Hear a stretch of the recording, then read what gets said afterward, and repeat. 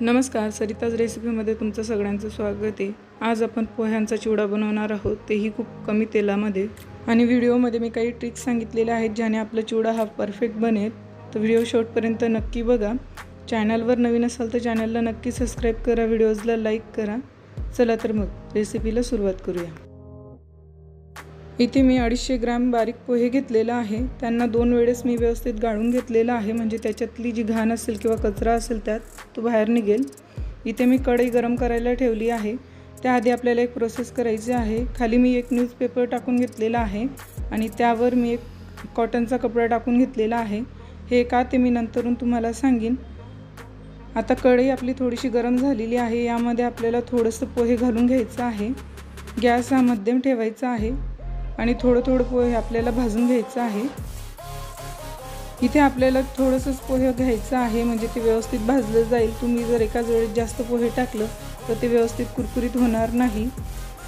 इथे आपलं पोहे छान असं भाजलं गेलं आहे। आता आपण याला काढून घेणार आहोत। पाहू शकता मी इथे रुमालावर आपलं पोहे टाकून घेतलेलं आहे। असंच मी सगळं राहिलेलं पोहे भाजून घेणार आहे।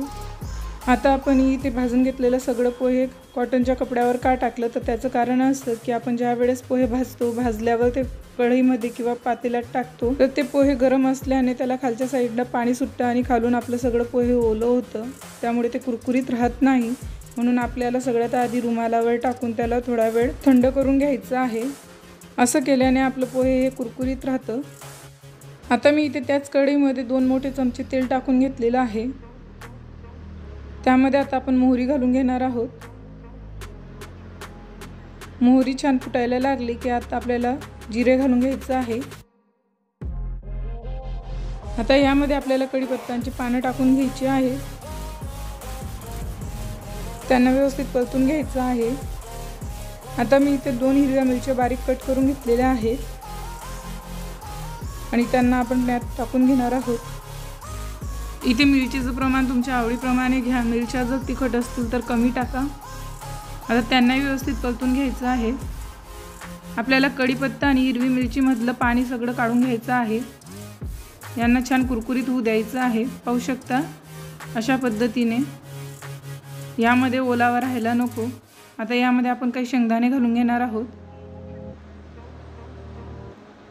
इथे सगळं साहित्य मी अंदाजाने घेतलेलं आहे, तुम्ही तुमच्या आवडीप्रमाणे कमी जास्त करू शकतात। आता यामध्ये मी सुक्या खोबऱ्याचे काप घालून घेणार आहे। त्यांनाही व्यवस्थित आपल्याला तळून घ्यायचं आहे। आता त्यामध्येच मी डाळ घालून घेणार आहे। त्यालाही आपल्याला परतून घ्यायचं आहे। त्याचबरोबर इथे काही काजू घालणार आहे। या सगळ्यांना व्यवस्थित परतून घ्यायचं आहे। जोपर्यंत गोल्डन ब्राउन कलर येत नाही तोपर्यंत आपल्याला याला परतून घ्यायचं आहे।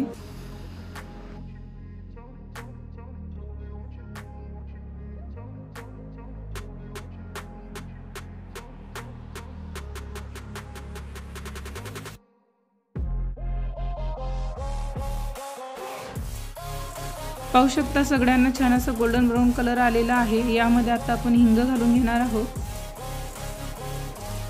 त्याचबरोबर हळदही घालून घेणार आहोत आणि याला व्यवस्थित एकजीव करून घ्यायचं आहे। आता मी गॅस बंद करून देणार आहे। इथे आपलं पोहे छान असं गार झालेलं होतं, त्याला मी आता एका परातीत काढून घेतलेलं आहे। आता आपण तळून घेतलेले सगळे जिन्नस यावर घालून घेणार आहोत आणि आता याला व्यवस्थित एकजीव करून घेणार आहोत। हे एकजीव करत असताना हाताचा वापर करू नका, नाहीतर चटके बसतील। तर अशा प्रकारे सगळे जिन्नस आणि पोहे आपल्याला एकजीव करून घ्यायचं आहे।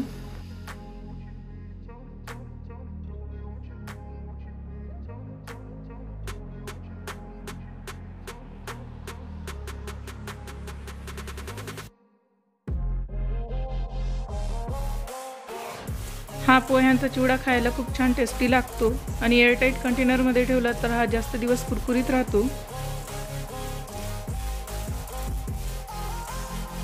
पाहू शकता अशा प्रकारे मी सगळं पोहे एकजीव करून घेतलेलं आहे। यामध्ये आता आपण पिठी साखर घालून घेणार आहोत आणि चवीपुरतं मीठ घालून घेणार आहोत आणि यांना परत आपल्याला व्यवस्थित एकजीव करून घ्यायचं आहे। तुम्ही पण या दिवाळीला हा चिवडा बनवून पहा, सगळ्यांना खूप आवडेल। इथे तुम्ही पाहू शकता हात आपले अजिबात तेलकट होत नाहीयेत। आपण इथे खूप कमी तेलाचा वापर केलेला आहे तरी छान असा आपला चिवडा तयार झालेला आहे। इथे मी तुमच्यासोबत दिवाळीच्या फराळाच्या बऱ्याच रेसिपी शेअर केलेल्या आहेत। तुम्ही जर ते व्हिडिओ पाहिलेले नसतील तर मी लिंक डिस्क्रिप्शन बॉक्समध्ये देईल, तुम्ही ते व्हिडिओ नक्की बघा आणि कसे झालेत ते मला कमेंट करून नक्की सांगा। जर तुम्ही माझ्या चॅनलवर नवीन असाल तर माझ्या चॅनलला नक्की सबस्क्राइब करा। तुम्हाला जर माझे व्हिडिओ आवडत असतील तर व्हिडिओजला लाईक करा। Thank you.